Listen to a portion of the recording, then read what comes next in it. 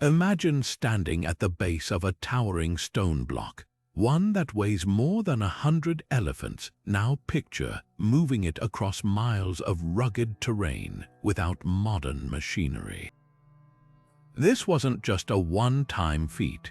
Ancient civilizations around the world accomplished the impossible over and over again, transporting colossal stones, carving intricate monuments, and building structures that defy logic even today. How did they do it? The truth is, we still don't have all the answers. From the massive obelisks of Egypt to the mysterious Moai statues of Easter Island, these ancient engineering marvels remain some of history's most tantalizing puzzles. And despite centuries of study, archaeologists and engineers are still scratching their heads, piecing together clues that only deepen the mystery. What if I told you that some of these ancient transportation feats shouldn't have been possible with the technology of the time? Think about it: stones weighing hundreds of tons, dragged across deserts, lifted onto mountain peaks, or sailed across oceans, all without cranes, wheels, or even draft animals in some cases. The methods they used have been lost to time, buried under layers of myth and speculation. But the evidence is right there, carved into the landscape, waiting for us to decode its secrets. These aren't just random oddities, they're windows into the ingenuity of societies that thrived thousands of years before us, societies that might have known techniques we've yet to rediscover. That's why today we're diving into 30 of the most baffling unsolved mysteries of ancient transportation. We'll explore how the builders of Stonehenge might have maneuvered their giant bluestones from distant quarries, how the Inca transported perfectly fitted stones up steep Andean slopes, and why some ancient sites feature rocks that seem to have been placed rather than moved at all. Along the way, we'll examine the wildest theories, from sound levitation to forgotten supermaterials and separate fact from fiction.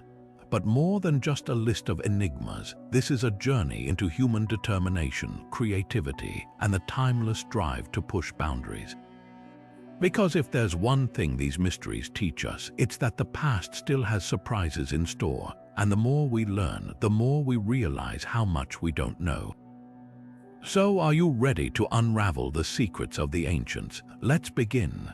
Deep in the steamy jungles of Costa Rica, scattered across the Diquis Delta, lie hundreds of stone spheres so perfectly round they seem almost unnatural. Some are small enough to hold in your hands, while others tower taller than a person and weigh as much as 15 tons. Carved with astonishing precision from hard volcanic rock, these mysterious orbs, known as the stone spheres of Costa Rica, have baffled archaeologists since their discovery in the 1930s. Their exact purpose remains unclear, but one thing is certain: whoever created them possessed skills far beyond what we typically associate with the pre-Columbian cultures of Central America. The real puzzle isn't just how they were shaped, though that alone is impressive, but how they were moved. Many of these spheres were found miles from the nearest suitable stone quarries, often in dense, uneven terrain. Without wheels, draft animals, or evidence of large-scale machinery, how did ancient peoples transport these massive objects? Some theories suggest they were rolled on log ramps, while others propose they were dragged on sledges made from local hardwoods. But here's the catch: many spheres show no signs of damage, meaning whatever method was used had to be gentle enough to preserve their flawless surfaces. Then there's the question of why they were made. Were they astronomical markers, symbols of power, or part of some long-forgotten ritual? Indigenous oral traditions offer tantalizing hints, suggesting the spheres held spiritual significance or even represented celestial bodies. A few are arranged in alignments that might correspond to solstices or other astronomical events. Yet without written records, we're left to piece together clues from their placement and the few artifacts found nearby. Perhaps most intriguing are the wilder theories. Could these spheres be evidence of lost technology or even extraterrestrial influence? While most researchers dismiss such ideas, the sheer precision of the spheres keeps the debate alive. Modern laser scans reveal deviations of less than 2 millimeters in their diameters, a level of accuracy that rivals today's machining tools.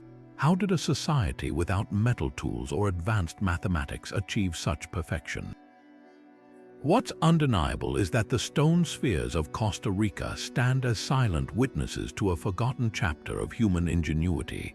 They challenge our assumptions about ancient capabilities and remind us that the past still holds secrets we've yet to uncover. And as more of these spheres emerge from the jungle, some buried, some half hidden beneath roots and vines, one can't help but wonder what else might be waiting to be discovered. On a remote island in the vast Pacific Ocean, hundreds of stone giants stand in silent vigil, their hollow eyes gazing inland as if guarding secrets lost to time. The Moai of Easter Island are some of the most iconic yet enigmatic monuments ever created by human hands. Carved from compressed volcanic ash, these towering figures average 13 feet tall and weigh a staggering 14 tons each, with the largest stretching over 30 feet and weighing more than 80 tons. But here's what truly defies logic. They were transported up to 11 miles across the island's rugged, uneven terrain, from the quarry where they were carved to their final coastal perches. How? The answer is far stranger than you might think. For decades, the dominant theory was that the Rapa Nui people walked the moai upright using ropes, a method popularized by experiments in the 1980s. Teams would rock the statues side to side, inching them forward in a sort of controlled wobble. But recent research has shredded this idea. Forensic analysis of moai bases shows no signs of the wear and tear that such a method would cause. Even more damning, the island's steep hills and rocky paths would have made upright transport nearly impossible without toppling these multi-ton colossuses. So if they didn't walk, how were they moved? One compelling theory suggests log rollers, a method used by other ancient cultures. The Rapa Nui could have laid down a path of felled palm trees, rolling the statues horizontally while teams pulled with ropes. But there's a catch. Easter Island's deforestation was likely caused by this very practice, as the island once had thick forests that vanished around the time the moai production peaked. It's a haunting reminder of the costs of such ambitious projects. Then there's the most intriguing possibility. What if they combined methods? Archaeologists have found evidence that the statues might have been moved in a reclined position, partially tilted on sledges or wooden frames to reduce friction.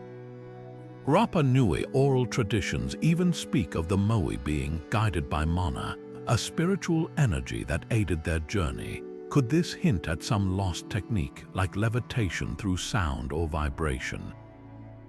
While fringe theories abound, most scholars point to simpler, yet still brilliant, engineering, like lubricating paths with sweet potato paste to reduce drag. The real kicker: many moai never reached their intended platforms. Dozens lie abandoned along ancient roads as if dropped mid-journey. Were these failures or intentional placements? Some researchers think these road moai might have been spiritual waypoints meant to protect travelers. Others see them as evidence of a society pushed to its limits, one that eventually turned from carving giants to surviving famine and conflict. What's undeniable is that the moai represent more than just a transportation puzzle.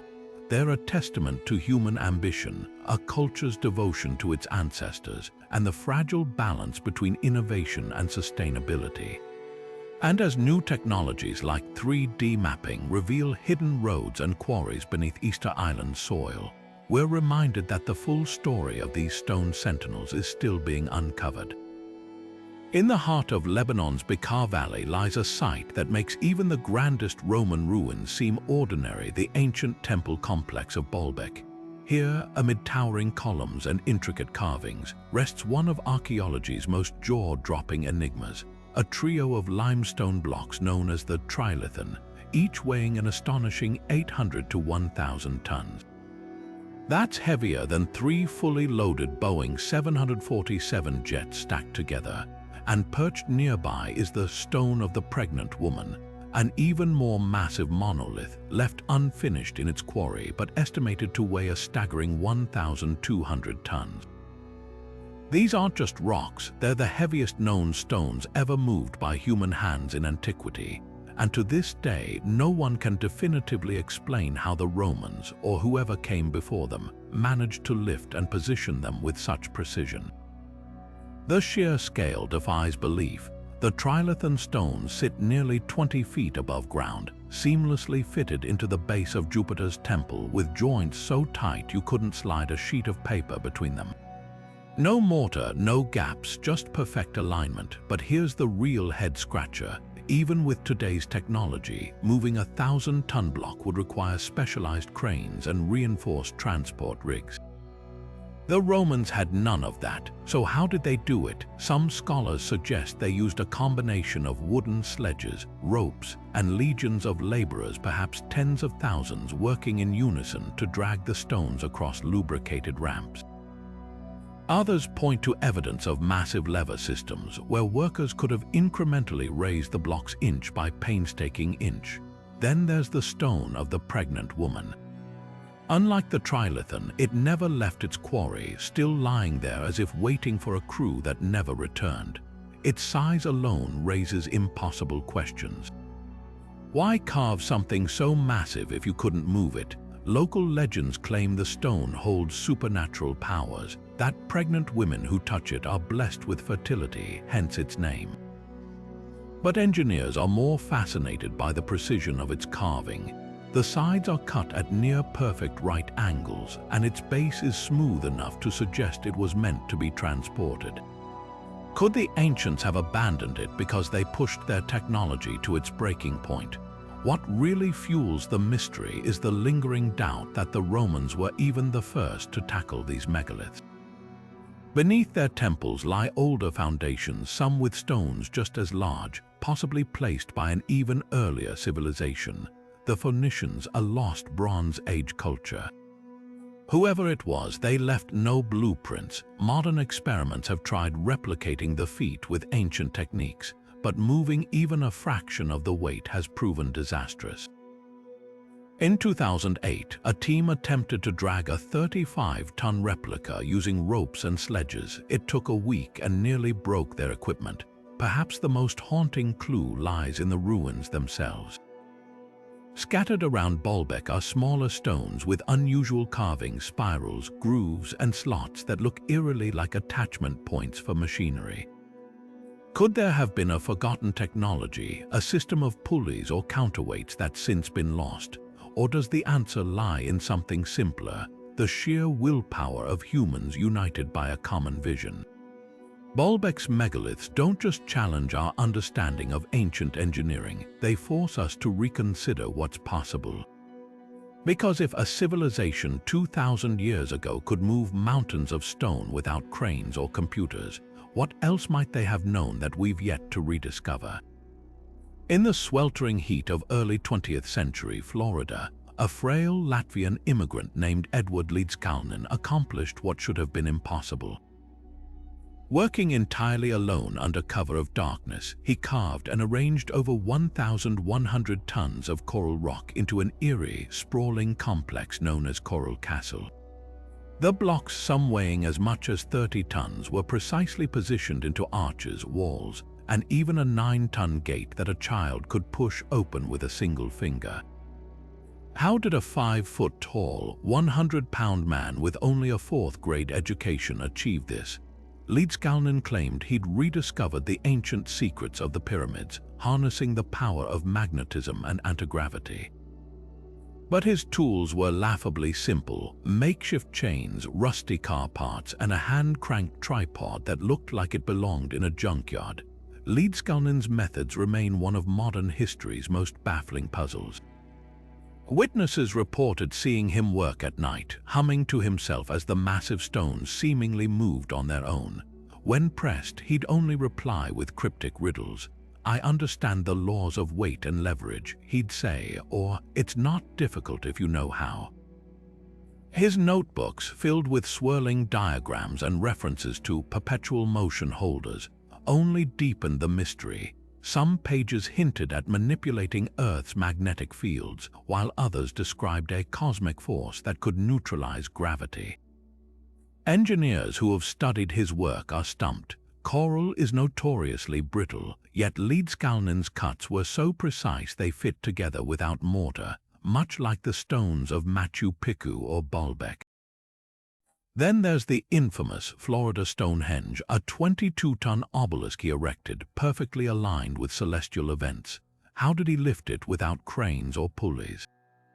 Skeptics argue he must have used clever counterweights and patience, but even modern attempts to replicate his feats with period-accurate tools have failed spectacularly. In 1986, a team of engineers tried to move a replica block using Leedskalnin's alleged techniques. After days of straining, they managed just a few inches before giving up. The wildest theories suggest he'd tapped into lost Atlantean knowledge or even reverse-engineered alien technology, but the truth might be stranger than fiction. Recent analysis of his tools revealed traces of rare Earth magnets, fueling speculation he discovered a form of magnetic levitation. Others point to his obsession with electricity. He once wired his entire workshop to hum with high-voltage currents, claiming it charged the stones. Could he have stumbled upon a forgotten principle of physics, one that allowed him to manipulate weight itself? Coral Castle stands today as a monument to human stubbornness and secrecy. Leedskalnin took his methods to the grave, leaving behind only a riddle. You will never find my secret, and so far no one has. High in the Andes, overlooking the city of Cusco, lies a fortress so precisely constructed it seems to defy the laws of physics. The walls of Sacsayhuamán, built by the Inca in the 15th century, are a mesmerizing puzzle of zigzagging stone, each block cut with such exactness that not even a razor blade can slip between them. But the real shock comes when you realize these aren't just small, manageable stones. Some weigh over 120 tons, hauled from quarries miles away, then lifted and fitted into place with impossible precision. How did a civilization without iron tools, wheels, or even a written language accomplish this? The answers, or rather the lack of them, are what make Sacsayhuamán one of the world's most enduring architectural mysteries. Start with the stones themselves. Unlike the rough, mortar-heavy walls of medieval Europe, these blocks are polygonal, their edges angled and interlocked like a three-dimensional jigsaw. The surfaces are smooth to the touch, as if sanded by some ancient machine, yet the Inca used nothing more than stone hammers and bronze chisels. Even more baffling is how they transported these megaliths. The nearest quarries sit over 20 miles away across steep mountain terrain. Traditional explanations suggest log rollers and ramps, but there's a problem. The Andes had few large trees, making timber scarce. Some researchers propose the stones were dragged on sledges, lubricated by muddy clay, but that doesn't account for the sheer weight or the elevation changes. Then there's the wilder theory that the Inca softened the stone. Local legends speak of a mysterious plant juice capable of dissolving rock, turning it malleable like clay before it hardened again. Spanish chroniclers recorded indigenous accounts of such a substance, and modern experiments with acidic plants like puya have shown they can indeed etch stone over time. Could the Inca have used a similar method to mold the blocks into place? Geologists remain skeptical, pointing out that no chemical residue has ever been found on the walls. But perhaps the most persistent myth involves giants. Inca origin stories tell of towering beings who shaped the land before humans arrived, and some claim these colossal figures built Sacsayhuamán. It's easy to see why the largest stones seem like they'd require superhuman strength to move. Yet archaeology tells a different story. Work marks on unfinished blocks reveal meticulous planning, pecking holes, trial placements, and even practice stones where artisans honed their skills. This wasn't the work of mythical giants, but of generations of master stonemasons passing down secrets we've since forgotten. The walls hold another clue: their zigzag shape. Some scholars argue it was purely defensive, making the fortress impregnable. Others see astronomical significance, with the angles aligning to solstices or constellations. But the most compelling theory, earthquakes. Peru is one of the most seismically active regions on Earth, and Sacsayhuamán has withstood centuries of tremors without cracking. The irregular, interlocking design may have acted like a shock absorber, allowing the stones to shift slightly during quakes before settling back into place. What's undeniable is that Sacsayhuamán represents a pinnacle of engineering intuition. The Inca didn't just move stone, they understood it, harnessing friction, balance, and geometry in ways modern engineers still struggle to replicate. When Spanish conquistadors first saw the fortress, they assumed demons must have built it. Today, we know better, but the real mystery isn't who built Sacsayhuamán, it's how they thought. Without blueprints or written records, their knowledge was transmitted through hands and memory, a living science lost when their empire fell. And that loss is what makes these walls more than just ruins. They're a silent challenge, daring us to decode their secrets. Stretching across the arid plains of southern Peru, the Nazca Lines are a gallery of giant drawings so vast they can only be fully appreciated from the sky. Hundreds of geometric shapes, sprawling animal figures, some over 1,200 feet long, and intricate patterns crisscross the desert floor, etched into the earth with such precision they've survived for over 2,000 years. But here's what makes them truly mind-bending. The Nazca people created these colossal designs without aerial views, advanced tools, or even a written language to map their plans. Worse still, archaeologists can't find a single trace of how they transported the materials or tools needed for such an ambitious project. It's as if the lines appeared by magic, but magic doesn't leave behind one of history's most stubborn engineering puzzles. Start with the shear scale. The Nazca didn't just scratch a few lines into the dirt. They removed thousands of tons of rust-colored surface rock, exposing the lighter clay beneath to create high-contrast designs.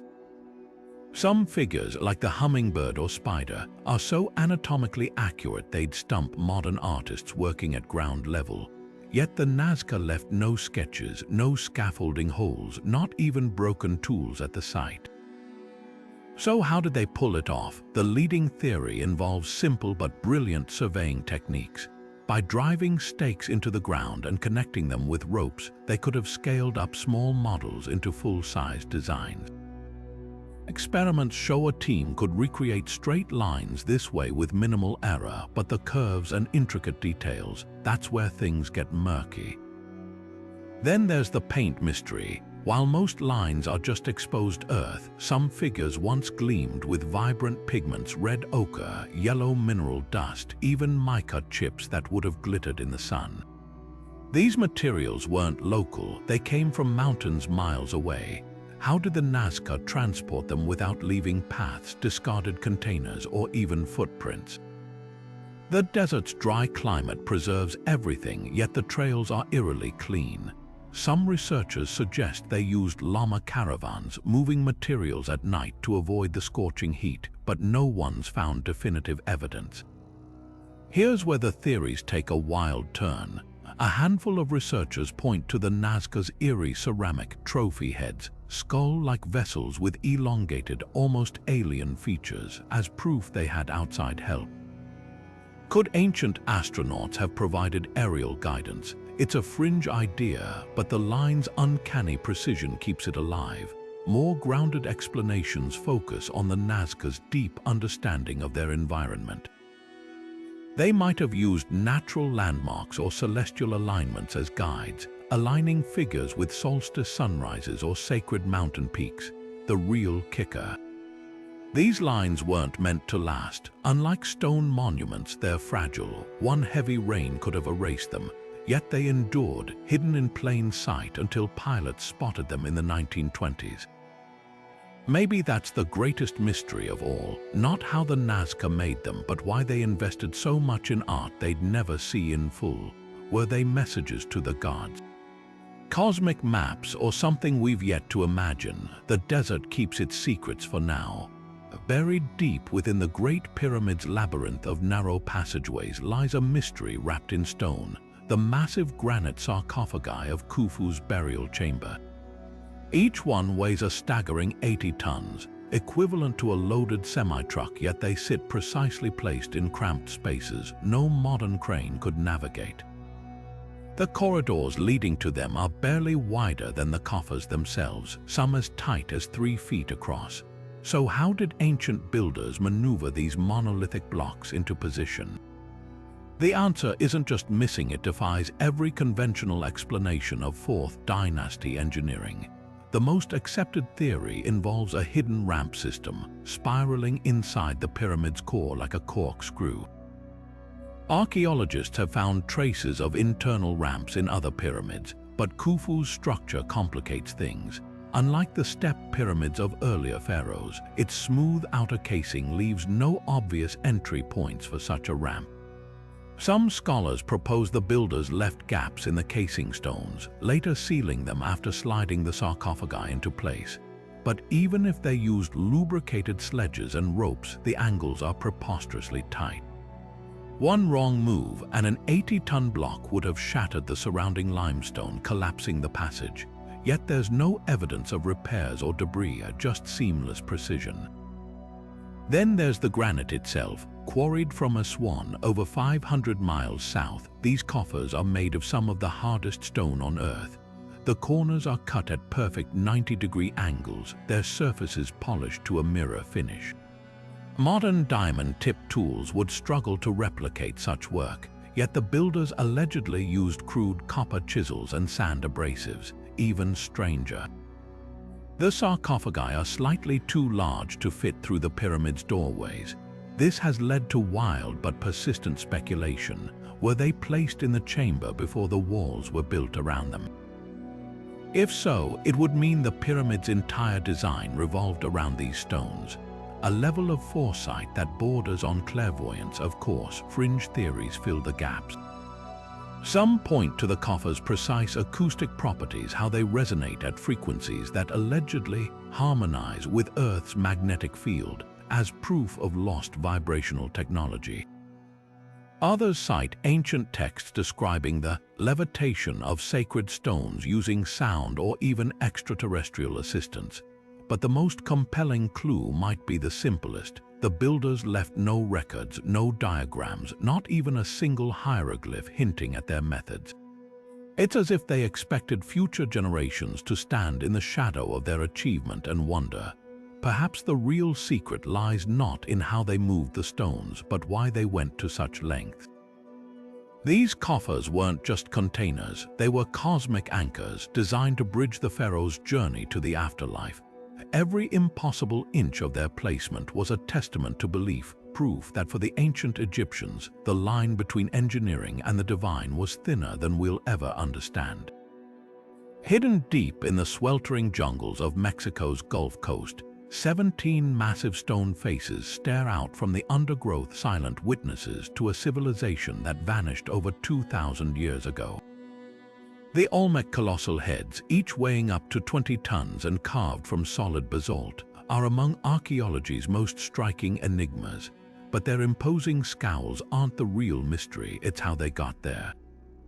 The nearest basalt quarries lay 50 miles away, across treacherous swamps and rivers, in a land without wheels, pack animals, or metal tools. So how did the Olmec, often called Mesoamerica's mother culture, haul these multi-ton monuments through such unforgiving terrain? The answer might lie in waterways that no longer exist. First, consider the basalt itself.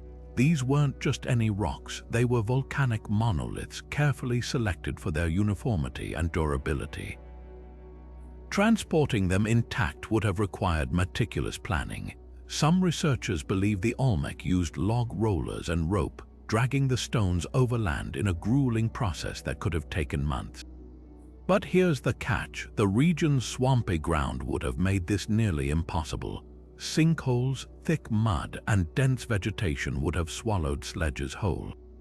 That's why many experts now think the Olmec took to the water. The raft theory is compelling. satellite imagery reveals ancient river channels buried under centuries of silt routes that might have once connected quarries to Olmec heartlands like La Venta and San Lorenzo. By lashing logs together into massive barges, they could have floated the basalt downstream during rainy seasons when water levels rose. Experiments show it's feasible. In 2005, a team successfully moved a 3-ton replica head on a traditional Mesoamerican raft, though even that small-scale attempt required perfect conditions. Scaling up to 20 tons would have demanded flawless coordination and perhaps a bit of divine favor. Then there's the carving conundrum. Once the stones arrived, how did the Olmec shape them with such precision? Basalt ranks just below diamond on the Mohs hardness scale, yet the heads feature intricate detailing, helmets, ear ornaments, even individual wrinkles. The likely tools, harder stones like jadate, painstakingly pecked and ground over months. But the real magic is in the artistry. Each head is unique, likely depicting real rulers, their flattened noses and thick lips challenging Eurocentric notions of ancient aesthetics. Some even show signs of deliberate damage, perhaps defaced during revolts or ritual deaths of disgraced leaders. Wilder theories suggest the Olmec had help, either from lost technologies or even contact with distant cultures. A few heads bear uncanny resemblances to statues from Africa or Polynesia, fueling speculation about transoceanic connections. But mainstream archaeology points to a simpler truth. The Olmec were master problem solvers, adapting to their environment in ways we're only beginning to understand. Their water highway system might have been as sophisticated as Roman roads, just hidden under layers of mud and time. What lingers is the question of why. These heads weren't grave markers or idols. They were likely dynastic monuments meant to awe and intimidate. In a world without writing, they were the ultimate propaganda stone sovereigns guarding cities that now lie buried. And as climate shifts and deforestation reveal new clues, we're reminded that the Olmec's greatest legacy might not be the heads themselves, but the stubborn mystery of how they made the impossible look routine. On the windswept coast of Brittany, France, an army of ancient stones marches in eerie formation, row upon row of weathered megaliths stretching for miles across the landscape. The Karnak alignments, a forest of over 3,000 standing stones erected some 6,000 years ago, are one of Europe's most haunting prehistoric puzzles. Some are modest, barely reaching your knees, while others tower overhead, weighing as much as 100 tons. But the real question isn't just their size, it's how Neolithic farmers, armed with nothing but stone tools and brute strength, arranged them with such geometric precision. Even more baffling, many of these stones align with celestial events, as if their creators had an advanced understanding of the cosmos centuries before the first astronomers mapped the stars. Let's start with the logistics. The largest stones, known as menhirs, were quarried from granite outcrops miles away, a feat requiring coordination on a scale we rarely associate with prehistoric societies. Traditional theories suggest they were dragged on wooden sledges, possibly lubricated with animal fat or water to reduce friction. But here's the twist. Brittany's soggy terrain would have turned these paths into mud pits, making the transport of 100-ton blocks nearly impossible. Recent experiments have revealed a possible workaround: ice. During the last ice age, glaciers deposited smooth, flat stones across the region. Could the builders have used these as tracks, sliding the menhirs atop them like a primitive railway? It's a compelling idea, but one that raises another riddle: why go to such lengths? This is where the astronomical connection deepens the mystery. Many of Karnak's rows point toward solstice sunrises or lunar standstills, while others form precise geometric shapes mirroring constellations. The most famous alignment, Lamanic, consists of 11 parallel rows that frame the rising sun during the equinoxes like a Neolithic calendar. Even more intriguing are the cromlech, circular stone enclosures that may have served as ceremonial spaces tied to celestial cycles. How did a culture without writing or advanced mathematics encode such knowledge into stone? Some researchers believe the alignments acted as a giant observatory, helping early farmers track seasons for planting. Others see them as pathways for the dead, guiding spirits toward the horizon where the sun and moon rest. Then there's the wild card sound. A few fringe theorists argue the stones were placed atop resonant frequencies, vibrating when struck to create a form of acoustic levitation.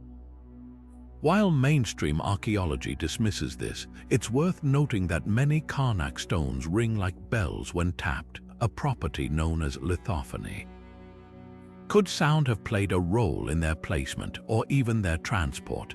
Local legends speak of the Korrigans, mythical dwarves who built the alignments by singing the stones into position. It's a poetic notion, but one that underscores how little we truly understand. What's undeniable is that Karnak stones are more than just monuments. They're a language carved into the earth, a testament to a society that saw the cosmos as something to touch, measure, and honor. Unlike Egypt's pyramids or Easter Island's Moai, these megaliths lack grand ornamentation or obvious rulers' egos. Their power lies in their quiet simplicity, their rows converging toward horizons where the past and sky still meet. And as modern laser scans reveal hidden carvings and eroded star maps on their surfaces, we're left to wonder, were these the first scientists or the last priests of a forgotten world? Near the ruins of Baalbek's towering temples, half buried in the dust of a limestone quarry, lies a stone so massive it makes the nearby trilithon blocks look small by comparison. Meet the Hajar al-Hibla, the Stone of the Pregnant Woman, a monolith weighing an unfathomable 1,650 tons, left unfinished where its ancient builders abandoned it. This isn't just the largest known stone ever carved by human hands. It's a frozen moment in time, a snapshot of megalithic ambition interrupted. The chisel marks are still fresh, the grooves where ropes would have gripped still rough, as if the workers simply walked away mid-task. But why and where was this monstrous block supposed to go? The answers might rewrite what we know about ancient engineering. First, consider the scale. At nearly 70 feet long and 14 feet high, the Hajar al-Hibla dwarfs even the 1,000-ton trilithon stones already in place at Baalbek's temple complex. Moving it would have required a force of tens of thousands of laborers or a radical rethink of physics. The quarry itself holds clues. Deep trenches were cut around the block, leaving just enough connecting stone to anchor it until transport. Triangular notches along its base suggest a planned leverage system, perhaps using wooden beams to tilt it onto sledges. But here's what stumps researchers: the monolith was partially undercut at one end, a technique that should have caused it to snap under its own weight. Yet the stone remains intact, hinting at a method we've yet to decode. Then there's the destination puzzle. Most assume it was meant for the Temple of Jupiter, joining the trilithon as part of a grander foundation. But recent scans reveal something startling. The Hajar al-Hibla's dimensions don't match any known gaps in the temple's base. Could it have been intended for an even larger, unbuilt structure? Or was it a symbolic undertaking never meant to be moved, a demonstration of power that backfired? Local legends claim the stone grants fertility to women who touch it, but engineers are more fascinated by the precision of its carving. The sides are smoothed to within millimeters of perfection, a finish that would take modern diamond saws weeks to achieve. The abandonment is the real enigma. No signs of catastrophe, no war, no earthquake explain why such a critical project was scrapped. Some scholars point to tool marks suggesting a sudden shift to softer stone, as if the builders realized too late that the monolith's size made it unworkable. Others speculate about labor revolts or resource shortages, but the most haunting theory, that the Hajar al-Hibla was a test, a trial run for a building technique so advanced, its failure forced the ancients to scale back their plans. What's certain is that this stone is more than a failed project. It's a boundary marker showing us the outer limits of ancient capability. And as laser scans reveal hidden stress fractures and tool paths within the quarry, we're left to wonder, Was this the moment megalithic engineering hit a wall, or was it just the beginning of a method lost to time? Off the coast of Japan's westernmost island, Yonaguni, lies a structure so bizarre it sparked decades of scientific feuds. Rising from the ocean floor like a sunken citadel, the Yonaguni Monument is a series of massive, angular terraces cut with what appear to be staircases, platforms, and even a towering column nicknamed the Turtle.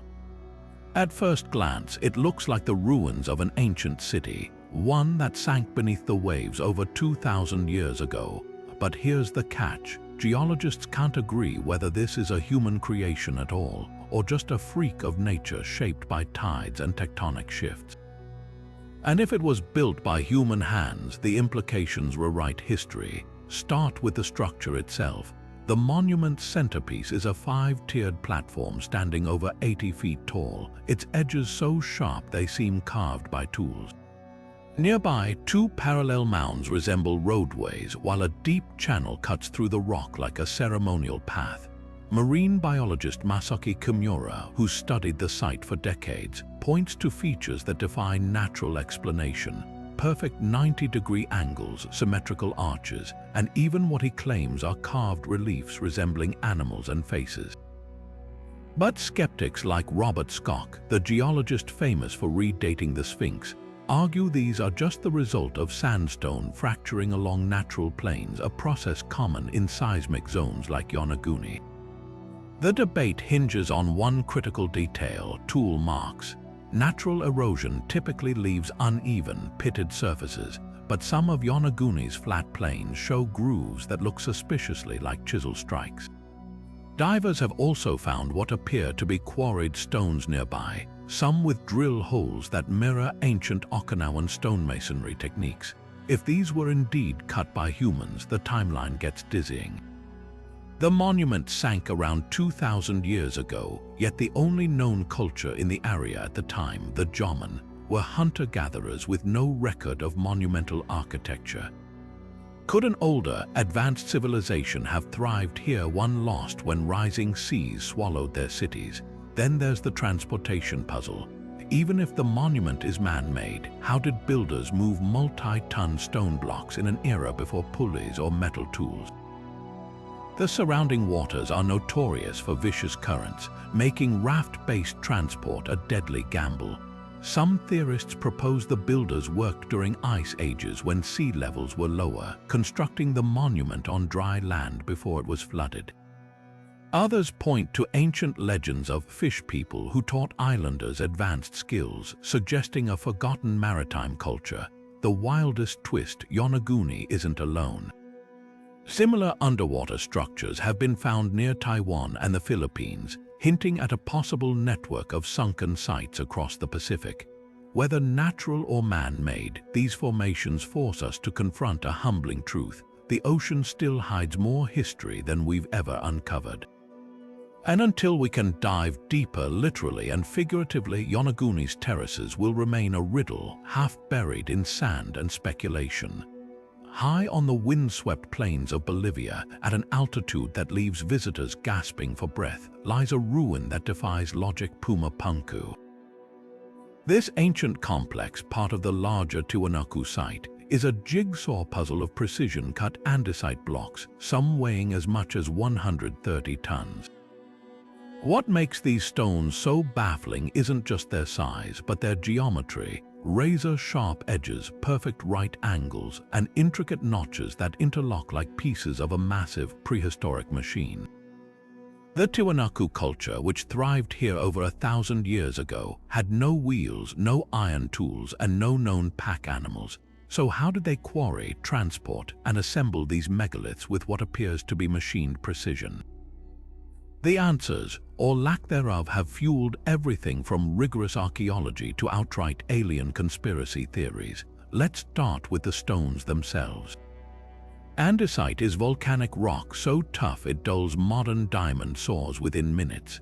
Yet the blocks at Puma Punku were cut with such exactness that their surfaces seem polished, their edges crisp enough to rival modern laser cutting. Even stranger are the repeating geometric patterns: T-shaped slots, dovetailed joints, and drill holes so uniform they suggest the use of standardized templates. Archaeologists have found copper and bronze tools at the site, but these metals are far too soft to carve andesite efficiently. Some researchers propose the Tiwanaku used abrasive sand and water to slowly grind the stone, a process that would have required unimaginable patience. But that still doesn't explain how they achieved such mathematical perfection without blueprints or measuring devices we'd recognize today. Then there's the transportation problem. The nearest andesite quarries sit over 60 miles away, across rocky, uneven terrain at 12,000 feet above sea level. Without wheels or beasts of burden, the Tiwanaku would have relied on human labor alone. One theory suggests they used log rollers, dragging the stones along makeshift roads, but the high-altitude environment lacks large trees, making timber scarce. Another idea involves sledges and ramps lubricated with wet clay, but tests show this method struggles with stones even half the weight of Puma Punku's monoliths. The most compelling clue might lie in the local landscape itself. Ancient canals and raised fields suggest the Tiwanaku were masters of hydraulics. Could they have floated the blocks along waterways during seasonal floods? It's a tantalizing possibility, though no direct evidence has surfaced. Wilder theories point to lost technologies or even extraterrestrial intervention. The precision of the stonework has led some to speculate about advanced machining tools, while the site's alignment with celestial events fuels claims of cosmic influence. But the most intriguing alternative comes from local Aymara legends, which speak of a time when the stones were soft. Could the Tiwanaku have known a way to temporarily soften rock using plant acids or geothermal heat? Experiments with organic compounds have shown some promise, but nothing conclusive. What's undeniable is that Puma Punku wasn't just a building, it was a statement. The interlocking blocks, designed to withstand earthquakes, hint at an engineering philosophy where flexibility was as important as strength, and the sheer ambition of the project speaks volumes about a culture that refused to be limited by their environment. Today, the ruins stand as a testament to human ingenuity, their secrets locked in stone. But perhaps the real lesson of Puma Punku isn't how the Tiwanaku built it, but why they invested so much in a place where even breathing is a challenge. Was it a spiritual center, an astronomical observatory, or something we've yet to imagine? The stones won't say, but they keep us asking. Buried beneath the dusty hills of southeastern Turkey, a site older than Stonehenge by 6,000 years and predating the pyramids by millennia, holds clues to a mystery that rewrites human history. Göbekli Tepe, a sprawling complex of circular enclosures lined with massive T-shaped pillars, dates back an astonishing 11,000 years, to a time when humans were still hunter-gatherers, long before the invention of agriculture, metal tools, or even the wheel. Yet here, towering limestone monoliths weighing up to 16 tons each stand in precise arrangements, some carved with intricate animal reliefs that seem to snarl and slither across the stone. The question isn't just who built this place, it's how they moved these megaliths across miles of rugged terrain without beasts of burden or basic machinery. The logistics alone boggle the mind. The nearest limestone quarry sits over a kilometer away, separated from the site by steep inclines and uneven ground. Each pillar required precise extraction to maintain its shape, followed by transport across terrain that would challenge modern forklifts. Traditional theories about log rollers or sledges hit a snag. The region's sparse vegetation at the time would have made timber scarce. Some researchers propose a system of ropes and leverage, using teams of workers to pivot the stones incrementally, a painstaking process that could have taken weeks per pillar. But experiments with replica stones reveal a darker truth. Even with hundreds of people pulling, the slightest misstep could send a multi-ton slab crushing into the crowd. So how did they do it without mass casualties? One clue might lie in the pillars themselves. Many feature carved handles or protrusions near their bases that could have been attachment points for ropes or wooden frames. Archaeologists have also found depressions in the quarry rock matching these handles, suggesting a clever anchoring system. The builders may have rocked the pillars back and forth, using their own weight to shift them gradually, like a prehistoric version of walking a refrigerator into place. But the real breakthrough came in 2019 when researchers noticed something peculiar about the local geology. The limestone beds near Göbekli Tepe contain natural ridges, smooth, slightly curved formations that could have acted as primitive tracks. By wetting these surfaces, the builders might have reduced friction enough to slide the pillars along with minimal force. Then there's the artwork, far from mere decoration. The animal carvings, scorpions, foxes, and birds of prey, might hold the key to the site's purpose. Some scholars believe these weren't just symbols but part of a ritual blueprint, with each creature representing a clan or labor group responsible for transporting specific pillars. Imagine competing teams dragging their assigned stones to the site as part of a sacred competition, turning back-breaking labor into a spiritual act. This theory gains traction from the pillars' arrangement. They're grouped in circles, each seemingly hosted by a pair of central monoliths, like guest stones gathered around a ceremonial hearth. The wildest theory, that Göbekli Tepe wasn't built for the living at all, but for the dead. Recent ground-penetrating radar has revealed potential chambers beneath the pillars, hinting at a funerary function. If true, the transport of these monoliths takes on new meaning, each one a bridge between worlds, hauled not for practicality but for transcendence. Whatever the truth, Göbekli Tepe forces us to reconsider the timeline of human ingenuity. These pillars didn't just defy gravity, they defied history itself, standing as a monument to a forgotten era when stone and sweat built the first cathedrals of the human spirit. Standing on the grassy expanse of Salisbury Plain, the towering stones of Stonehenge cast long shadows over one of archaeology's most enduring riddles. While the massive sarsen stones that form the outer circle were quarried just 20 miles away, the smaller bluestones tell a far stranger story.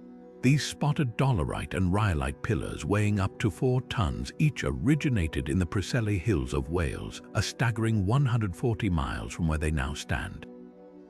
That's like dragging a pickup truck across 3 entire modern-day counties, through dense forests, over rivers, and up steep inclines, all without wheels, metal tools, or even domesticated animals to help. How did Neolithic people accomplish this feat 5,000 years ago? The debate splits archaeologists into 2 warring camps, those who believe glaciers did the heavy lifting, and those who insist our ancestors moved these stones themselves through sheer ingenuity and brute force. Let's start with the glacier theory. During the last ice age, massive ice sheets crept across Britain, carrying rocks far from their original locations in a process called glacial erratic transport. Some geologists argue the bluestones were plucked from Wales by ice and deposited relatively close to Salisbury Plain, sparing ancient builders most of the journey. Supporting this idea are scattered bluestone fragments found along proposed glacial pathways. But here's the problem. No other bluestones have been discovered in the areas between Preseli and Stonehenge, making the glacier's path suspiciously selective. Even more damning, the specific bluestones used at Stonehenge match only 2 small quarries in Wales, hardly the random scattering you'd expect from ice. This brings us to the human transport camp, where the theories get creative. One possibility involves sledges and rollers. Experiments show teams could have dragged the stones on greased wooden tracks, leveraging log rollers to ease the burden. In 2016, University College London researchers tried moving a 1-ton replica this way, finding it required just 10 people, but scaling up to 4 tons would have demanded coordination across dozens of laborers for months. Then there's the water route hypothesis. By hauling the stones to rivers like the Avon, builders might have floated them downstream on rafts during seasonal floods. Ancient canoe artifacts from the period suggest Neolithic Britons had the skills for such watercraft, but the journey would have required portages across miles of dry land, where even a single misstep could sink a raft and its precious cargo into the mud. What tips the scales toward human effort? The bluestones weren't just dumped at random, they were carefully selected for their acoustic properties. When struck, many resonate with metallic tones, leading some researchers to dub Stonehenge a Neolithic glockenspiel. This hints at a deliberate, ritualistic transport, not a convenient glacial accident. Even more telling are the quarries themselves.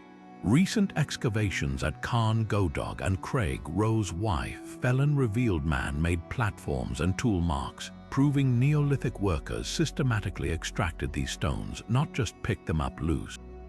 Perhaps the most fascinating twist lies in the why. The Preseli Hills weren't just a source of nice rocks, they were a sacred landscape, riddled with burial chambers and springs believed to have healing powers. By bringing bluestones to Stonehenge, builders might have been transporting not just stone, but the spiritual essence of Wales itself. Imagine generations of pilgrims singing, sweating, and struggling to guide these pillars across the land, turning a grueling engineering challenge into a sacred procession. Today, as lasers reveal hidden carvings and soil analysis uncovers ancient feast debris near the stones, we're left with a haunting possibility. Stonehenge's true magic wasn't in its final form, but in the journey that built it. Whether dragged by ice or devotion, these bluestones stand as monuments to an idea that some distances aren't measured in miles but in faith. Beneath the quiet villages of China's Zhejiang province lies a labyrinth of hand-carved chambers so vast they defy comprehension, the Longyu Caves. Discovered in 1992 when a curious farmer drained a local pond, these 36 artificial grottos stretch across thousands of square feet, their walls chiseled with such precision that tool marks form uniform, swirling patterns. But the real enigma isn't the caves themselves, it's what's missing. Based on the volume of rock removed, archaeologists estimate nearly 900,000 cubic feet of stone should have been dumped somewhere nearby. That's enough debris to fill 12 Olympic-sized swimming pools, yet no trace of this mountain of rubble has ever been found. Not in nearby fields, not in riverbeds, not even buried under centuries of soil. It's as if the stone simply vanished. The logistics of this missing debris are staggering. Carved over 2,000 years ago, possibly earlier, the caves required the removal of thousands of tons of reddish siltstone, a dense rock that would have demanded metal tools for efficient extraction. But here's the twist: no bronze or iron implements from that era have been discovered at the site. The only tools found were simple stone chisels, which would have taken generations to hollow out even a single chamber. Even if ancient workers managed this, where did they put all the rubble? Transporting it elsewhere seems implausible. There were no carts or roads capable of handling such bulk, and the nearest waterways are too shallow for barge traffic. Local folklore offers a surreal explanation. Villagers whisper that the stone was ground into powder and mixed with rice paste to build the Great Wall, a poetic but impossible notion given the distances involved. Another theory suggests the debris was repurposed on-site. Some researchers point to the cave's ceilings, which feature strange, load-bearing pillars that don't appear structurally necessary. Could these be compressed stacks of discarded stone compacted over time? Ground-penetrating radar has revealed hollow spaces beneath the caves, but no concentrated debris fields. Others speculate the material was used to construct surface buildings since lost to time. Yet excavations have turned up no foundations or pottery shards to support this. The most compelling and unsettling clue lies in the walls themselves. The tool marks aren't random, they form intricate herringbone and parallel patterns, suggesting the stone wasn't just extracted but deliberately shaped as it was removed. Were the builders creating something with the debris as they went, like hidden mortar or even an undiscovered lower level? Then there's the eerie precision of the caves. The walls slope at exact 60-degree angles, and the ceilings are so flat they could have been planed by lasers. Even more baffling, the acoustics. certain chambers amplify sound in ways that suggest the builders understood wave dynamics, with echoes lingering for seconds. This level of sophistication implies a purpose far beyond mere storage or shelter. Were these ceremonial spaces ancient resonance chambers or part of some lost hydraulic system? Without written records, we're left with a silent void both in the caves and in history.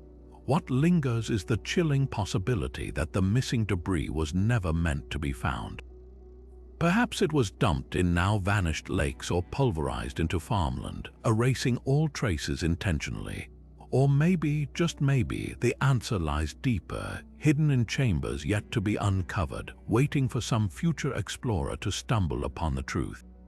Until then, the Longyou caves stand as a monument to absence, their empty spaces whispering a riddle we've only begun to hear. Carved into the bedrock of an Aswan quarry lies a monument that never stood, the unfinished obelisk, a 3,000-year-old testament to both extraordinary ambition and heartbreaking failure. This colossal shaft of red granite stretches 137 feet long and weighs an estimated 1,200 tons, making it one-third larger than any obelisk ever erected in ancient Egypt. Had it been completed, it would have dwarfed even the grandest monuments of Karnak. But what makes this slab of stone so fascinating isn't just its size, it's the story frozen in its cracks. The obelisk was abandoned mid-construction, its lower face still clinging stubbornly to the bedrock, its surface marred by fissures that doomed the project. These flaws reveal something unexpected: the limits of Egypt's stonemasons, a rare admission of fallibility from a culture that seemed to conquer impossibility with every pyramid and temple they built. The process of carving this monolith was a masterpiece of precision and patience. Workers used rounded dolerite hammerstones, a volcanic rock harder than granite, to pound channels around the obelisk's outline, deepening them gradually over months. You can still see these grooves today, their edges crisp as if the laborers stepped away yesterday. But the real engineering marvel lies in the intended next steps. Once freed from the bedrock, the obelisk would have been hauled upright, then painstakingly polished and inscribed, all without the aid of pulleys, wheels, or iron tools. The logistics boggle the mind. Archaeologists estimate it would have taken teams of workers at least 7 months just to chisel the obelisk free, followed by a harrowing journey down the Nile on a reinforced barge. So why was it abandoned? The official explanation points to cracks, flaws discovered as workers neared completion, rendering the stone too unstable for erection. But some researchers argue the fractures were just an excuse. The reign of Hatshepsut, the female pharaoh likely behind the project, ended abruptly amid political turmoil.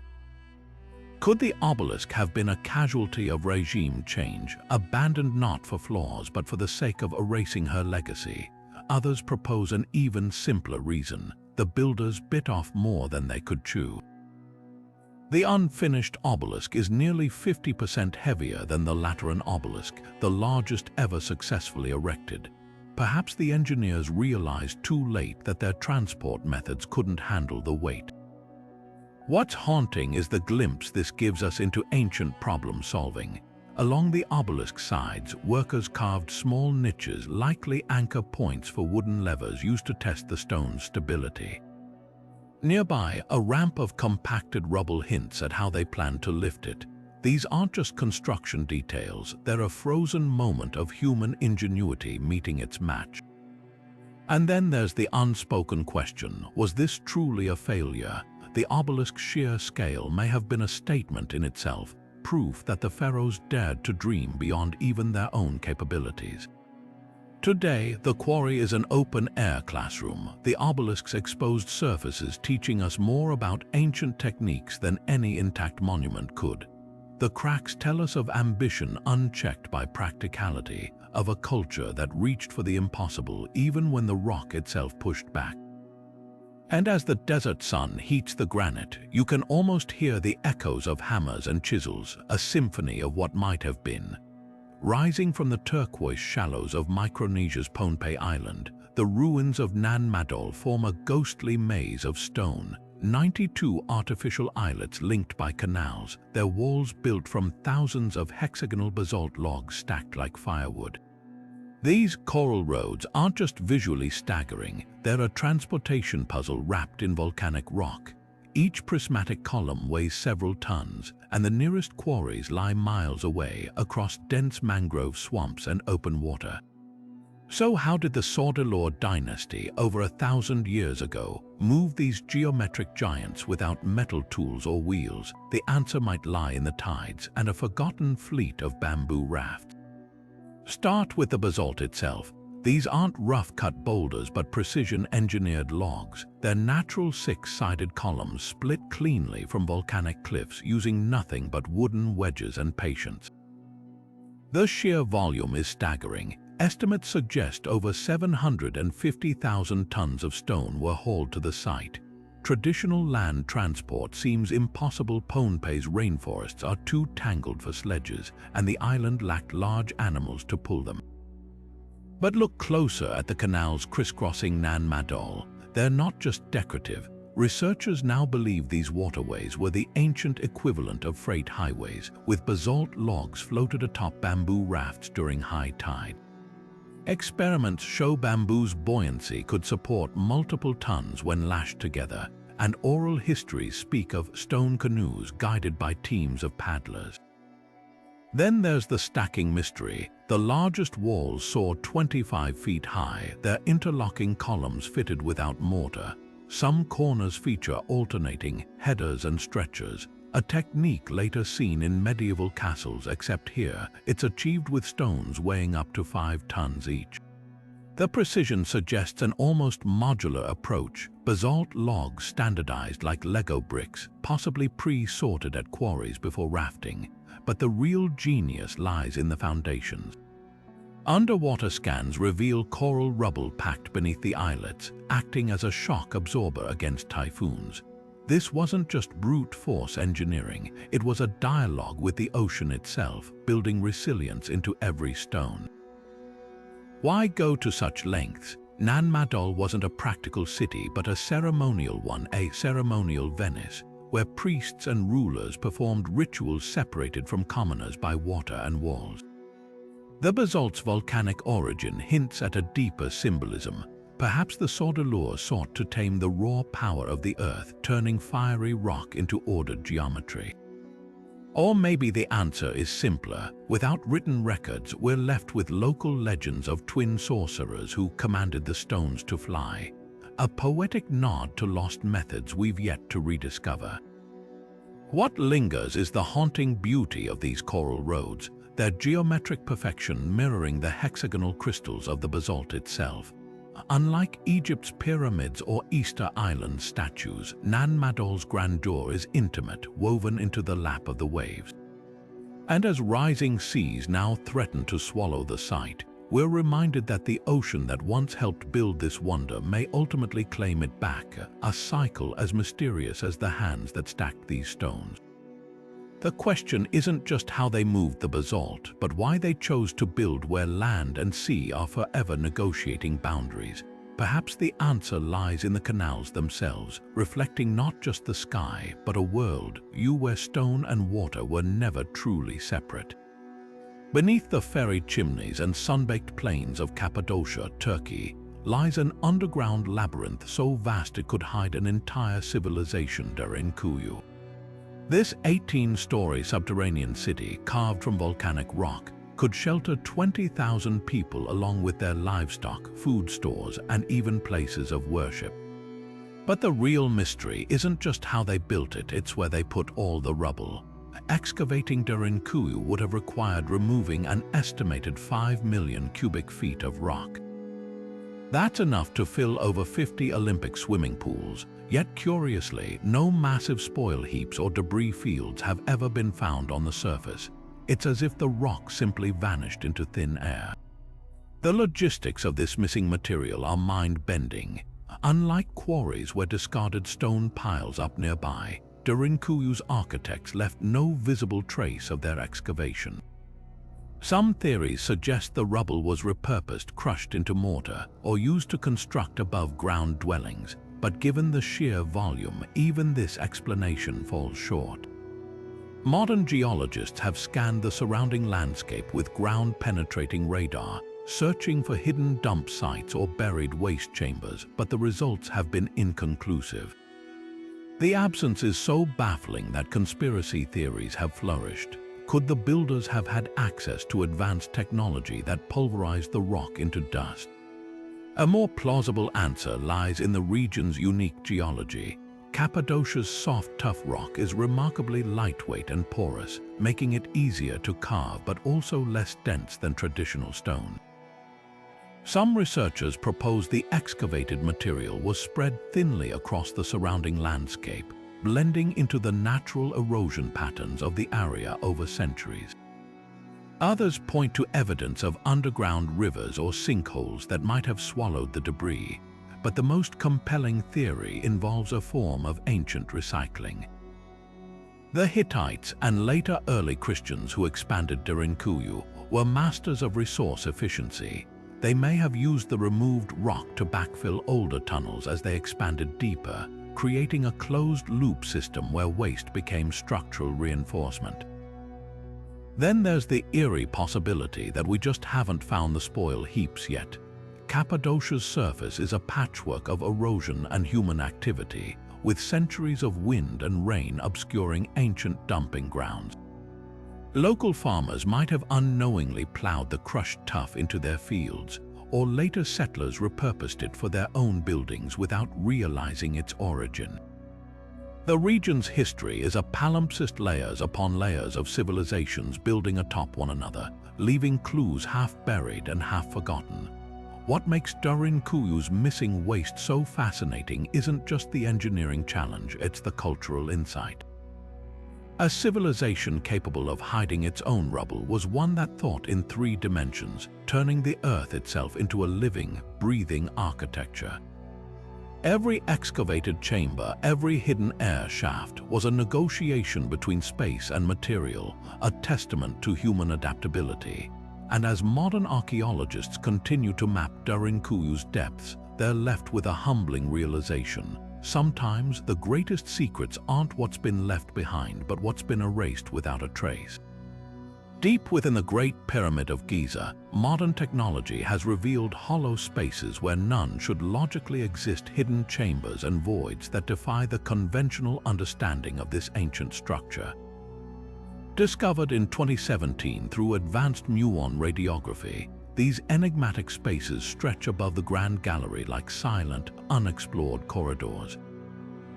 One particularly massive void, dubbed the Big Void, measures nearly 100 feet long and sits directly above the pyramid's central passageways.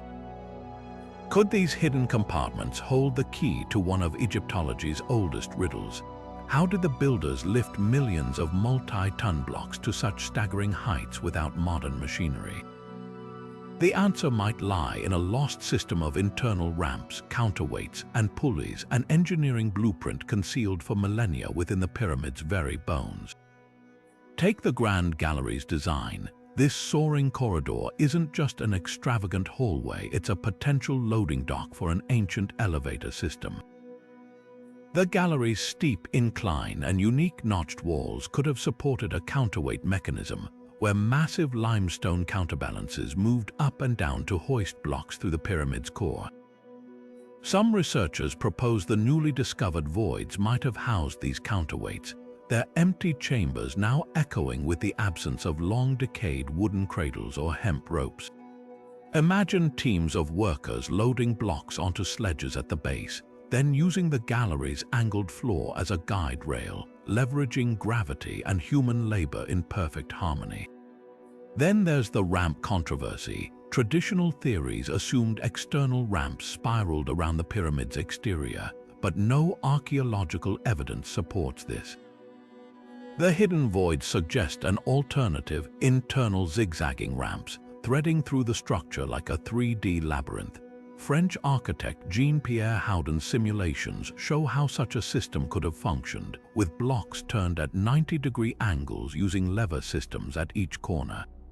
The Big Void might have been a critical turning chamber, a space where teams pivoted stones onto higher ramps without exposing them to unstable exterior slopes.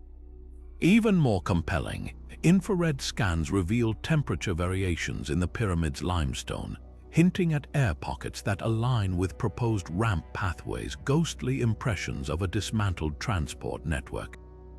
But the most tantalizing clue comes from the pyramid's acoustics. Certain chambers amplify specific frequencies, particularly those matching the resonant pitch of sand. Experiments show that vibrating sand can reduce friction by up to 70%, effectively liquefying surfaces to ease heavy loads. Could the voids have housed harmonic chambers where sound waves, perhaps generated by chanting or drumming, helped float blocks upward? It's a fringe theory, but not impossible. Ancient texts describe the voices of stones being awakened, and if sound played any role in construction, these hidden spaces would have been the perfect resonators. Of course, skeptics argue the voids are simply structural relief chambers designed to redistribute the pyramid's immense weight.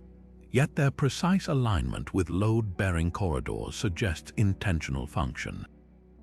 Until Egypt's Antiquities Ministry approves physical exploration a contentious issue, we're left with scans and speculation. What's undeniable is that these voids rewrite the pyramid's story. They whisper of a sophistication beyond crude ramps and brute force, a forgotten physics where geometry, sound, and human ingenuity converge to build the impossible. And as muon detectors peer deeper into the stone, one truth becomes clear: Khufu's pyramid still guards its secrets well. On the rocky shores of Easter Island, far from the towering peaks of the Andes, stands a wall that shouldn't exist. Vanapu. At first glance, it looks like a haphazard stack of volcanic rock, but peer closer, and the precision takes your breath away. Each stone is carved with uncanny exactness, its edges beveled and interlocked with neighbors so tightly that not even a blade of grass can squeeze between them. This isn't just skilled masonry, it's a near-perfect mirror of the polygonal walls built by the Inca, thousands of miles away in Cusco. Two cultures separated by an ocean, yet somehow converging on an identical architectural secret, a way to shape volcanic rock with such finesse that their walls defy earthquakes, time, and logic. How did this happen? The answer might lie in a shared but long-forgotten understanding of stone. Take the angles first. Both Inca and Rapa Nui builders employed irregular polygonal blocks, avoiding straight lines in favor of multifaceted edges that distribute weight like a 3D puzzle. The effect isn't just aesthetic, it's seismic genius. During quakes, these stones shift slightly before settling back into place, a feature modern engineers call dynamic masonry. But here's the catch: while the Inca had access to bronze chisels and abrasive sand, Easter Island's inhabitants had only basalt hand tools. Shaping hard volcanic tuff with such precision should have been impossible, yet Vanapu's stones fit together like pieces of a grand geological code. Then there's the transport mystery. Vanapu's rocks weren't quarried nearby, they were hauled from the island's interior where volcanic craters provided the raw material. Without wheels or draft animals, moving these multi-ton blocks would have required the same brute force ingenuity. The Inca used log rollers, sledges, and armies of laborers. But Easter Island's deforestation suggests a darker parallel. Like the Inca, the Rapa Nui may have pushed their environment to the brink to achieve these marvels. The difference: while the Inca had an empire's worth of resources, Easter Island's isolation meant there was no margin for error. The wildest twist comes from the stones themselves. Petroglyphs near Vanapu depict strange, crescent-shaped tools, designs eerily similar to Inca champis, the bronze crowbars used to pivot stones into place. Could there have been contact between these cultures? Most scholars dismiss the idea, pointing to the vast Pacific Divide. But alternative theories propose a vanished maritime network, a seafaring culture that spread these techniques across oceans before collapsing into obscurity. Others argue it's convergent evolution that great minds, faced with similar challenges, simply arrived at the same brilliant solution. What lingers is the unsettling beauty of these walls. They stand as silent handshakes across time and space, proof that humanity's greatest inventions often emerge independently, yet identically. Whether through shared knowledge or shared genius, Vinapu and Cusco whisper the same tantalizing question. Did we discover these secrets once only to forget them, or have they been rediscovered over and over by civilizations doomed to repeat the same awe-inspiring mistakes? Scattered across the sun-baked limestone of Malta and Gozo, a network of mysterious parallel grooves cuts through the bedrock like fossilized railroad tracks, deep, precise, and utterly baffling. Known as the cart ruts, these twin channels stretch for miles, some running straight as arrows while others curve or converge in chaotic junctions resembling ancient traffic snarls. Dating back over 4,000 years to a time before the pyramids of Egypt, these ruts have fueled centuries of debate. Were they roads for wheeled carts, irrigation channels, or something far more ingenious? The answer might lie in the island's megalithic temples, monuments built with stones so massive their transport seems impossible without some kind of guiding system. Start with the ruts themselves. Carved into Malta's soft Globigerina limestone, the grooves average 5 inches deep but can plunge to nearly 2 feet where they ascend slopes. Their consistent width, around 4.5 feet, suggests a standardized vehicle, yet no wheels or sleds from this era have been found on the islands. Even stranger, some ruts run straight off cliffs or disappear underwater, hinting at dramatic geological shifts since their creation. The most compelling theory links them to the temples. Nearby Haga Kim and Mnajdra were built with megaliths weighing up to 20 tons, stones that would have required a sophisticated transport network.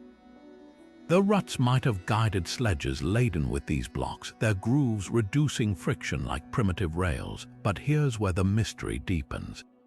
Experiments show that dragging heavy sledges along the ruts would have worn them unevenly, yet many grooves exhibit symmetrical erosion. This has led to alternative proposals, like the dual-wheeled cart theory, except Malta had no known draft animals or evidence of wheels before Phoenician colonization millennia later. Others suggest the ruts were part of an agricultural system, directing seasonal floods to fields, but their precision feels excessive for mere water management.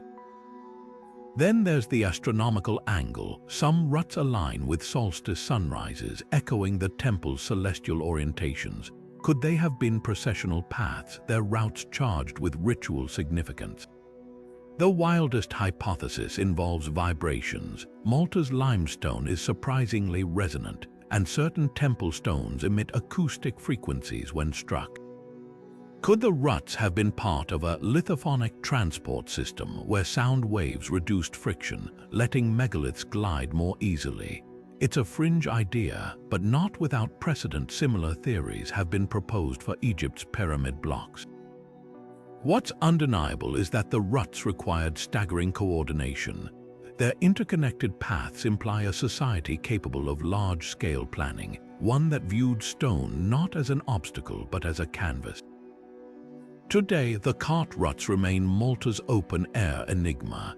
Unlike buried artifacts, they can't be excavated or carbon-dated. They're the landscape itself, woven into the island's bones. And as coastal erosion slowly reclaims some grooves, we're reminded that these silent tracks are more than a puzzle. They're a fleeting glimpse of a people who moved mountains, then vanished without leaving a single written word to explain how. Beneath the towering pyramid of the sun in Teotihuacan lies a hidden layer that defies all logic, a shimmering sheet of mica, painstakingly imported from Brazil over 2,000 miles away. This fragile, heat-resistant mineral wasn't just sprinkled as decoration. It was laid in massive 12-inch thick panels totaling 30 tons beneath the pyramid's stone floor. Here's the baffling part. Mica is notoriously delicate, splitting into paper-thin sheets at the slightest pressure. Transporting it intact across continents without modern packaging would have been a nightmare. So why go to such lengths for a material that at first glance seems useless as a building component? The answer might lie in properties we're only beginning to understand. Start with the mica's origins. Spectral analysis confirms it came from mines in Brazil's Minas Gerais region, a journey requiring either an unimaginable overland trade network or a maritime route across the Gulf of Mexico. Neither option fits neatly into what we know of Teotihuacan's reach. The Maya, contemporaries of Teotihuacan, left records of long-distance trade, but nothing on this scale. Even more puzzling is the mica's placement. It wasn't displayed proudly atop the pyramid, but buried like a secret, sandwiched between stone layers where no one could see it. This suggests its value wasn't aesthetic, it was functional. Modern engineers recognize mica as an exceptional electrical insulator, capable of blocking high voltages and electromagnetic fields. Was Teotihuacan's builders harnessing this property for something lost to time? Then there's the pyramid's alignment. The entire city is a geometric mirror of our solar system, with structures spaced to reflect planetary distances. The mica layer sits precisely where the asteroid belt would be in this cosmic model. Coincidence, perhaps, but mica also resonates at specific frequencies, leading some researchers to speculate it could have been part of an ancient energy harvesting system. Experiments show that when layered correctly, mica sheets can generate small electrical charges under mechanical stress, like the footfalls of thousands of ritual participants. Could the pyramid have been more than a temple, a kind of piezoelectric generator channeling energy from collective movement into what not everyone buys into the ancient tech angle? Mainstream archaeologists argue the mica might have served a symbolic purpose, representing the shimmering barrier between the underworld and the living realm. In Mesoamerican cosmology, mica's reflective surface was linked to portals or divine sight, but this doesn't explain the Brazilian connection. Why not use local mica if the goal was spiritual? The mineral does occur in Mexico, albeit in smaller quantities. The choice to import suggests the Brazilian variety had unique properties, maybe a purer composition or better resonant qualities. The most haunting clue lies in the pyramid's acoustics. Recent studies reveal that certain chambers amplify low-frequency sounds, creating disorienting vibrations. Mica, when layered, can act as a sound dampener or directional waveguide. Was it installed to control these frequencies, turning the pyramid into a giant sonic instrument? Or was it shielding something beneath, a hidden chamber, an energy source, or even a now-vanished artifact? Until excavations can safely penetrate the mica layer without damaging it, we're left with theories as layered as the mineral itself. What's undeniable is that Teotihuacan's builders saw mica as worth a logistical nightmare. In a city where every stone was placed with intention, this hidden sheet whispers of priorities we've yet to decipher. Whether it was spiritual insulation, lost technology, or something beyond our current science, one thing is clear: the Pyramid of the Sun still guards its secrets, one fragile, glittering layer at a time. Among the fragile parchment and pottery shards of the Dead Sea Scrolls, one artifact stands apart, not for its spiritual teachings, but for its brazen, cryptic promise of unimaginable wealth. The copper scroll, discovered in a cave near Qumran in 1952, isn't written on delicate animal skin like its counterparts. Its text is hammered into sheets of oxidized metal, listing 64 hiding places where treasures of gold, silver, and precious temple artifacts were allegedly stashed across the ancient Levant. But here's what makes archaeologists' palms sweat. Unlike the other scrolls, which are literary or religious, this one reads like a loot-obsessed pirate's diary, with GPS coordinates swapped for vague landmarks like the ruin in the Valley of Achor or the cistern beneath the staircase. And despite decades of searching, not a single hoard has ever been recovered. Were these directions a sacred ledger, a practical joke, or evidence of a vanished underground network used to smuggle treasures away from Roman invaders. The logistics alone are mind-bending. The scroll dates to around 68 AD, a time when the Roman Empire was crushing Jewish revolts and looting Jerusalem's Second Temple. If the treasures were real, moving them would have required a clandestine operation of staggering scale. Think thousands of pounds of precious metals transported across rugged terrain under the noses of occupying forces. Some entries hint at ingenious methods. One cache is described as buried at the mouth of the washing pipe of the salt pit, possibly referencing an industrial drainage system repurposed as a hiding spot. Another mentions the Pool of the Fountain, which scholars now suspect could have been an aqueduct tunnel beneath Jerusalem. These weren't random holes in the ground, they were infrastructure turned into subterranean vaults. Then there's the language barrier. The Copper Scrolls Hebrew is riddled with Greek loanwords and peculiar spellings, suggesting it was written by someone familiar with multiple cultures, perhaps a temple official collaborating with foreign traders. This has led to theories about secret alliances between Jewish rebels and Nabatean caravaneers, who controlled the incense route stretching from Petra to Gaza. Could the treasures have been moved along these ancient highways, disguised as ordinary cargo? Archaeologists have found Nabatean coins near several scroll sites, fueling speculation about a shadow economy where wealth was traded for safe passage. But the wildest twist isn't the treasure itself, it's the scroll's eerie duality. Half inventory, half riddle, its entries mix precise weights 17 talents of gold with poetic opacity in the cavity of the old house of tribute. Some scholars believe it's a deliberate cipher designed to be decoded only by initiates. Others argue it's a red herring, created to send Roman looters on wild goose chases while the real treasures were hidden elsewhere. Modern technology hasn't helped much. Ground-penetrating radar surveys at suspected sites have turned up empty, and even the famed Cave of the Column, mentioned in the scroll, yielded nothing but broken pottery. What lingers is the tantalizing possibility that these hoards weren't just hidden, they were erased. The Romans were meticulous record keepers, yet their accounts make no mention of seizing such vast quantities of treasure during their sack of Jerusalem. Could the scroll's cryptic directions point to a successful evasion, a last act of defiance by a people facing annihilation?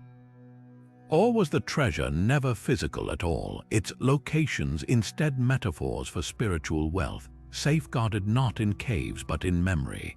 Until someone digs up a 2,000-year-old gold bar with a matching serial number, the Copper Scroll remains history's most frustrating treasure map, a ledger of ghosts daring us to separate fact from faith. Washed ashore after 2,000 years in the deep, the Antikythera mechanism remains the most perplexing artifact of ancient technology ever recovered.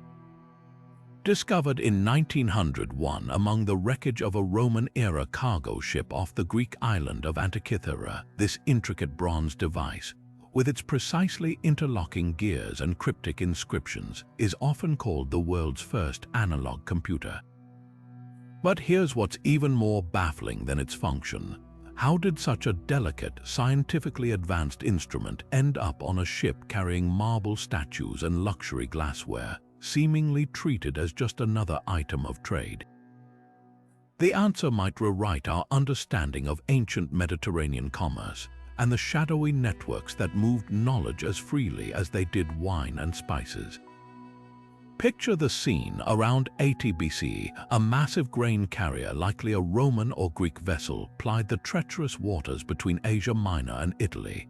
Its hold brimmed with the era's finest goods, towering statues from Pergamon, delicate glass from Alexandria, and jewelry bound for the elite of Rome. Nestled among these treasures was the Antikythera mechanism, its gears packed in a wooden case no larger than a shoebox. This was no ordinary shipment. The mechanism's complexity suggests it was built in a workshop familiar with Babylonian astronomy, Greek mathematics, and precision engineering, likely Rhodes, where scholars like Hipparchus had pioneered star mapping techniques. But roads lay hundreds of miles from the ship's final resting place. How did it travel? The most plausible theory involves a clandestine knowledge trade. Ancient inventors rarely worked in isolation. They were often sponsored by wealthy patrons or rulers eager to harness cutting-edge technology for navigation, calendar keeping, or even political propaganda. The mechanism may have been commissioned by a Roman collector, perhaps even someone in Julius Caesar's circle, given his documented obsession with astronomical gadgets. But transporting it required more than money. The ship's route hints at a well-oiled logistical chain, from Rhodes to the Aegean, then southwest toward Italy, stopping at ports where specialized couriers could safeguard high-value intellectual cargo. The presence of other luxury items suggests the mechanism was disguised as mere curiosity, its true purpose known only to a select few, yet the journey itself posed staggering risks. Bronze gears would have been vulnerable to salt corrosion, while the wooden case offered little protection against storms or rough handling. That it was packed alongside heavy marble statues, one shift in cargo could have crushed it, implies either reckless indifference or an urgent, last-minute stowage. Some historians speculate the ship was part of Sulla's looted treasures during the Mithridatic Wars, with the mechanism seized as spoils from a Greek academy. Others propose it was a diplomatic gift destined for a Roman statesman's private study. What's undeniable is that the Antikythera mechanism didn't belong on that ship, at least not by modern logic. Its survival, encrusted but intact, suggests a world where knowledge moved as fluidly as gold, where the line between philosopher and merchant was thinner than we imagine.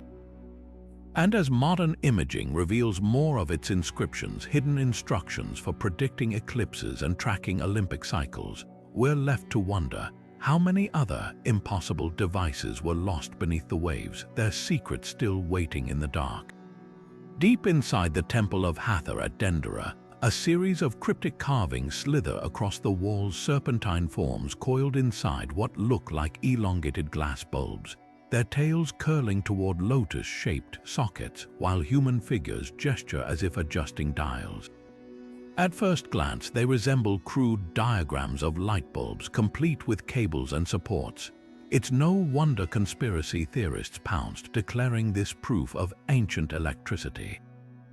But before we imagine Cleopatra flipping a switch in her palace, let's shed some actual light on what these reliefs might really represent, and how the Egyptians did illuminate pitch-black tombs without torches or windows.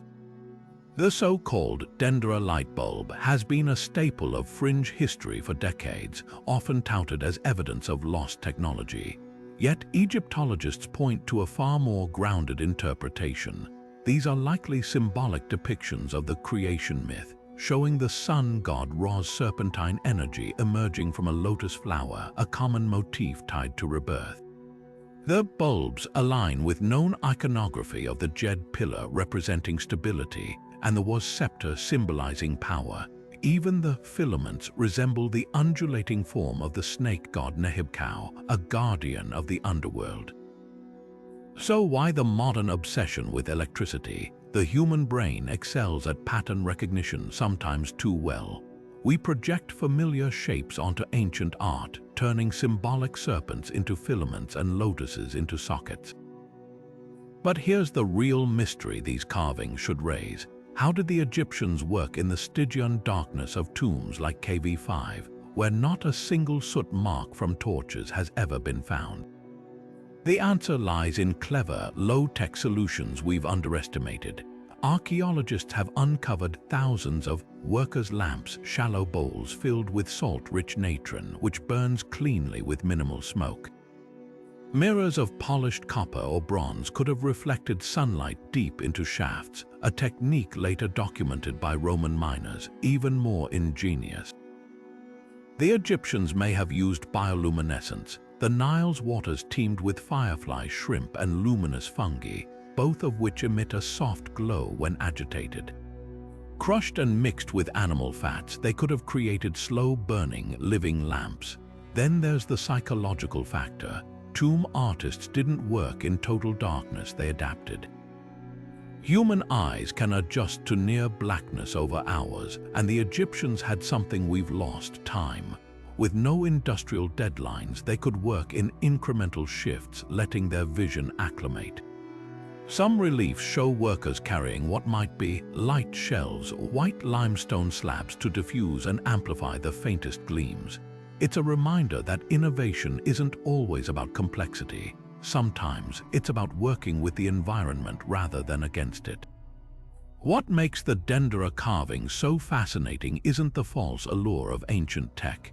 It's the window they offer into a culture that turned constraints into creativity. Whether depicting cosmic snakes or pragmatic lighting hacks, these walls whisper the same truth. Brilliance doesn't always need a power source. Sometimes it just needs a different way to see in the dark. Lurking in the basement of Baghdad's National Museum is a clay jar that shouldn't exist, a fist-sized relic from the Parthian Empire, roughly 2,000 years old, with a copper cylinder, iron rod, and traces of acidic residue tucked inside. Dubbed the Baghdad Battery, this unassuming artifact has fueled decades of debate. Was it merely a storage vessel, or evidence that ancient craftsmen harnessed electricity centuries before Galvani and Volta? The implications are staggering. If this was indeed a primitive galvanic cell, it would rewrite the history of technology, but the real mystery isn't just how it worked. It's how something so delicate, so revolutionary, could have traveled across empires without leaving a single written record or additional prototype behind.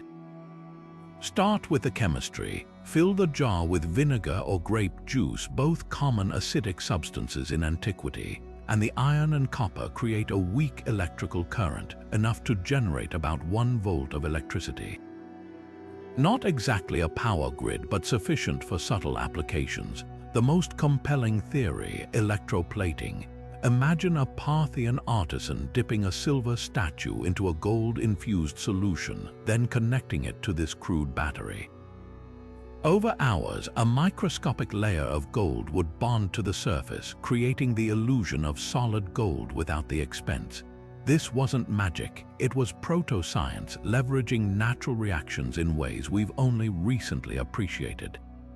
Artifacts from the period show suspiciously thin gilding on jewelry and ceremonial objects, far more consistent with electroplating than traditional foil techniques. But here's where the puzzle deepens. The Baghdad Battery wasn't found in isolation. It was unearthed alongside artifacts from Mesopotamia's vast trade networks, hinting at a broader technological exchange. How did these fragile cells survive journeys across deserts and mountains? The likely answer lies in their simplicity. Unlike delicate glass vessels or intricate mechanisms, the battery's components, clay, copper, iron, were durable and easily repaired. A merchant caravan might have carried dozens, packed in straw or cloth, their acidic fluids replenished at oasis stops. Yet if these were commonplace, why haven't more been found? The absence of similar artifacts suggests either extraordinary rarity or a purpose so niche that few were ever made. Then there's the cultural context.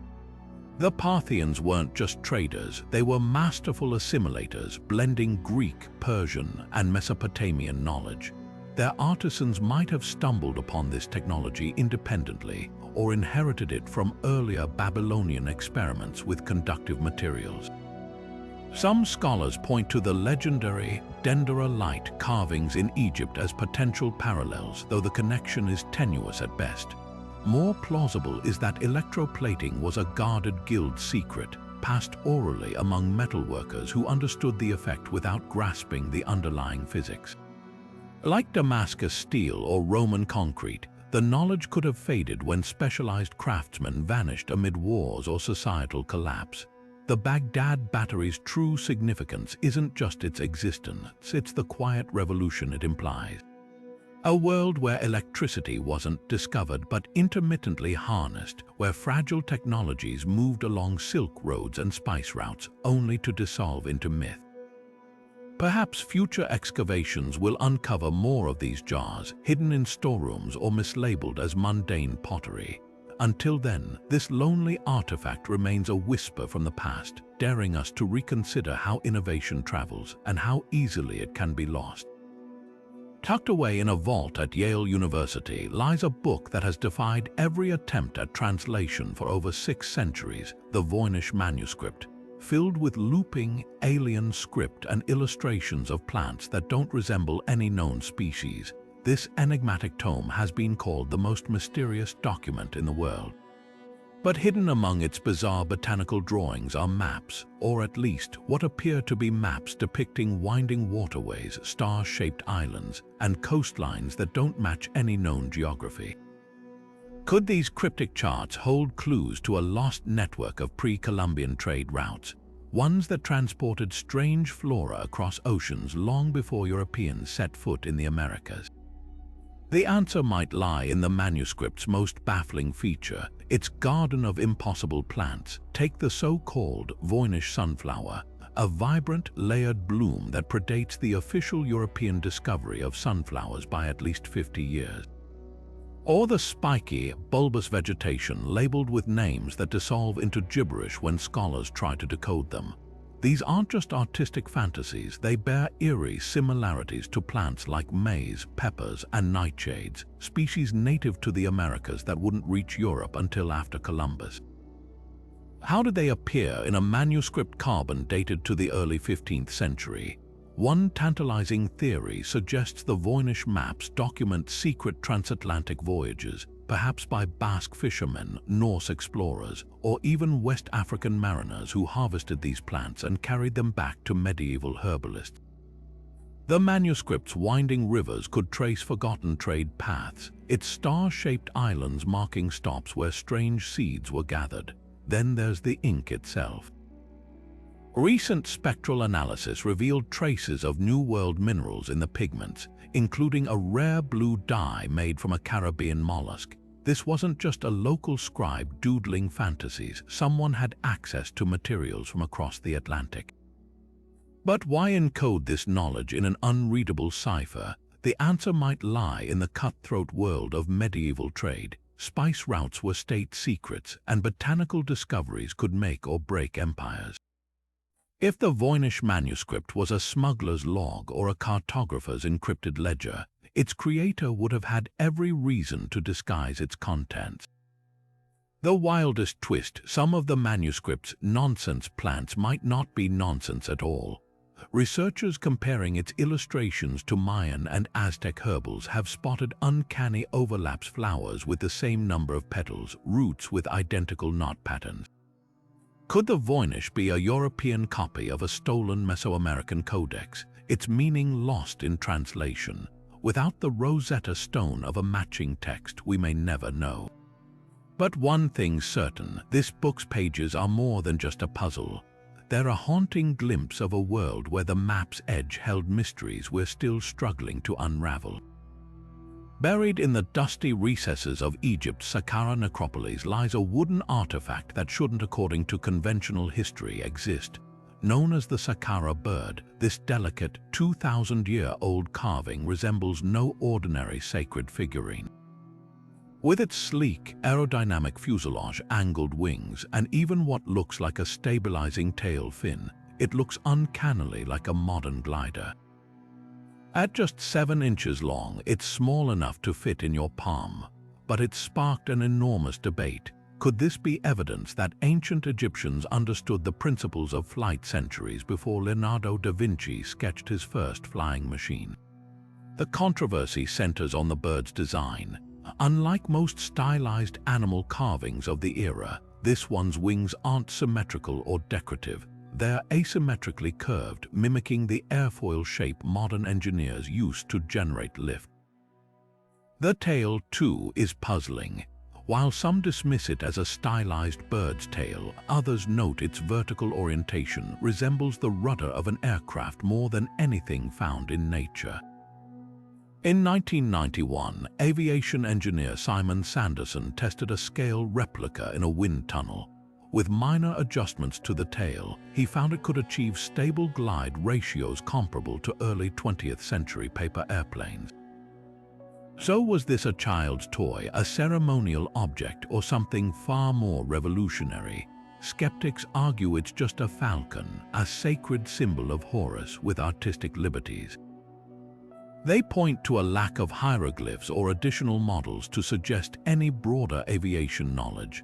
But here's where it gets intriguing. The Saqqara bird was found alongside objects linked to the cult of Hathor, a goddess associated with sky and navigation.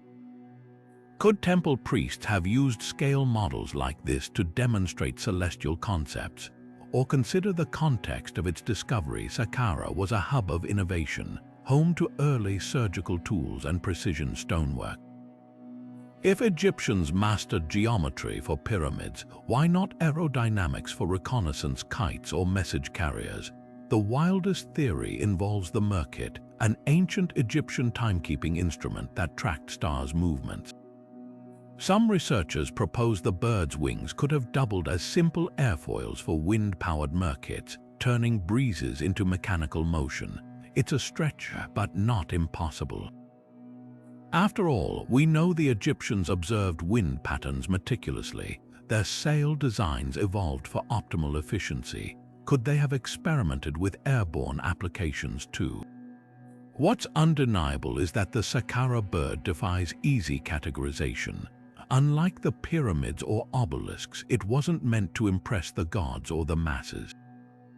It's small, uninscribed, almost utilitarian. Maybe that's the real clue. Perhaps this bird wasn't a religious icon at all, but a prototype, a fleeting glimpse of a path not taken, where the sands of time buried not just artifacts, but entire branches of forgotten science. And that's the most haunting possibility of all, that ancient minds soared in ways we're only beginning to recognize. High in the remote mountains of Tibet, a bizarre archaeological claim has lingered for decades, one that blurs the line between fringe fantasy and genuine historical intrigue. In 1938, Chinese archaeologist Kai Pu-te reportedly uncovered a cave system near the Himalayan border filled with strange artifacts, hundreds of stone discs, each about a foot in diameter, carved with minuscule spiral grooves. These became known as the Dropa stones, and the story that unfolded around them spiraled just as wildly. According to sensationalized accounts from the 1960s, the grooves weren't mere decoration. They were microscopic hieroglyphs telling the tragic tale of an alien spacecraft that crashed in the region 12,000 years ago. The stranded extraterrestrials, called the Dropa, supposedly interbred with locals, leaving behind these discs as a record of their doomed mission. It's a sci-fi writer's dream, but here's the problem. No credible scholar has ever examined these stones. The original expedition records have vanished, and the story's earliest versions read like pulp fiction. Yet beneath the layers of extraterrestrial hype, there's a real archaeological puzzle worth unraveling. The alleged discovery site lies along the ancient Tea Horse Road, a network of trade routes where Tibetan and Chinese merchants exchanged tea, salt, and yes, carved stone artifacts. Spiral motifs are common in Himalayan folk art, often symbolizing eternal cycles or spiritual journeys. Some researchers suggest the Dropa stones, if they exist at all, might be rare examples of portable ritual objects used by nomadic traders. The discs described size and weight about 20 pounds each, would make them impractical for casual transport, but ideal as ceremonial items carried by caravans as talismans against mountain storms or bandit attacks. The most compelling twist, Tibet's high-altitude plateaus do hide legitimate mysteries of prehistoric migration. Ancient petroglyphs near the disputed discovery site depict humanoid figures with unusual proportions, alongside symbols resembling the spiral patterns described on the discs. These carvings likely reflect early Bon shamanistic traditions rather than alien visitors, but their exact origins remain debated. Even more intriguing are the region's sky burial rituals, where the dead are left exposed to the elements, a practice that leaves little archaeological trace.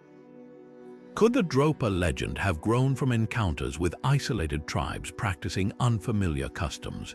Oral histories from Himalayan herders speak of small, dark people who came from the clouds, possibly referring to now extinct ethnic groups displaced by Tibetan expansion. What's undeniable is that the Tea Horse Road was a conduit for more than just goods. It carried stories, myths, and misunderstandings across some of Earth's most unforgiving terrain. The Dropa stones, whether hoax or misinterpreted artifact, remind us that history's deepest mysteries often lie not in the objects themselves, but in the human urge to sculpt meaning from the unknown. And in the thin air of the Himalayas, where reality seems stretched to its limits, the line between legend and lost civilization feels as precarious as the mountain passes themselves. Scattered across the misty highlands of northern Laos, an eerie landscape of ancient stone jars stretches as far as the eye can see. Thousands of massive vessels, some towering 10 feet tall and weighing as much as a fully loaded garbage truck. The Plain of Jars remains one of Southeast Asia's most enigmatic archaeological puzzles, not just for their mysterious purpose, but for the impossible question of how they got there. These aren't small pottery pieces tucked into hillsides. They're monolithic containers carved from solid rock, hauled across miles of rugged, riverless terrain, and arranged in clusters that seem to follow some hidden logic. With no evidence of wheels, draft animals, or even a single quarry road leading to the sites, the jars pose a riddle that challenges everything we assume about ancient logistics. Start with the sheer scale of the operation.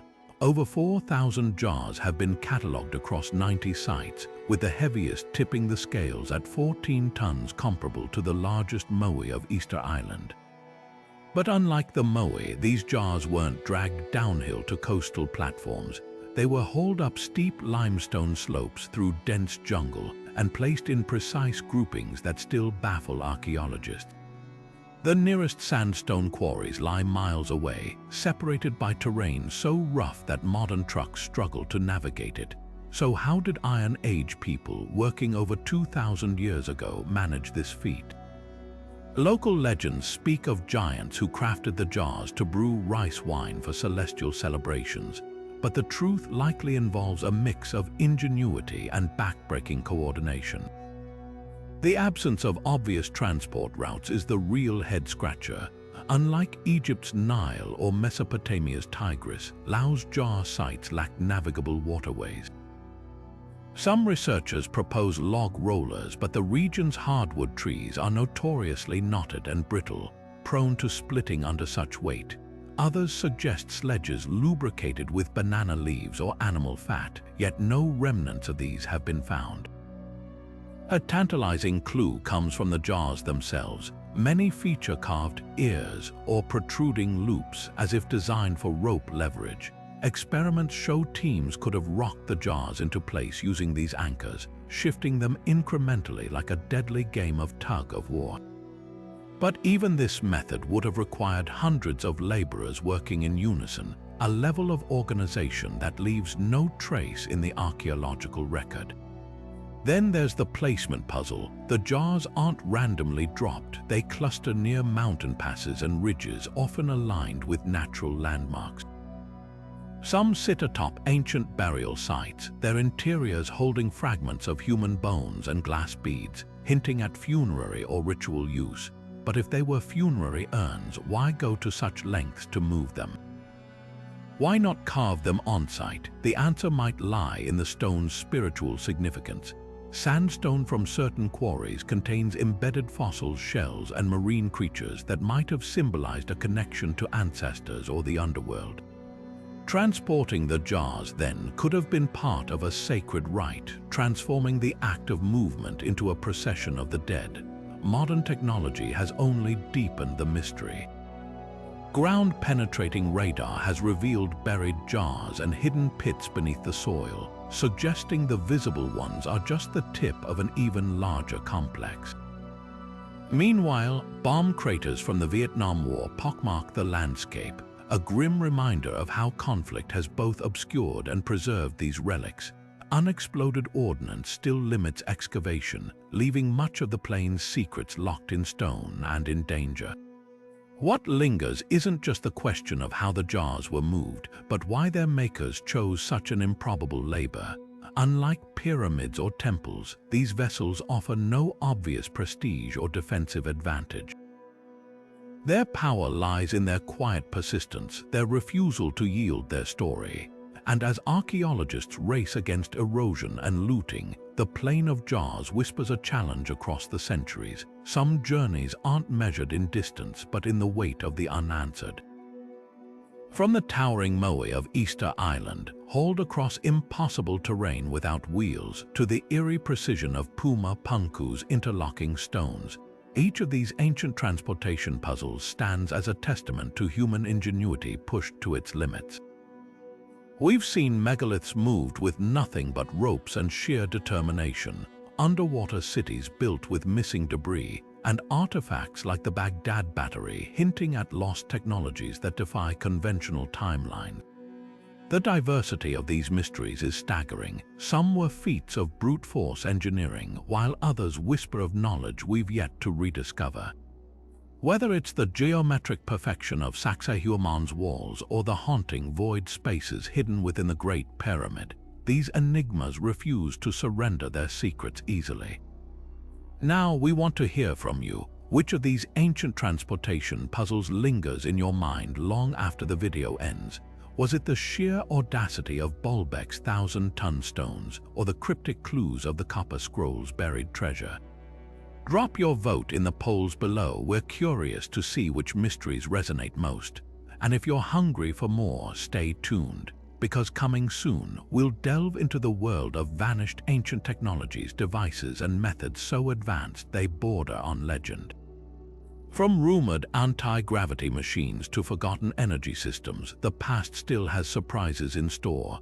Until then, keep questioning, keep wondering, and remember, history isn't just about what we know, it's about what we've yet to uncover.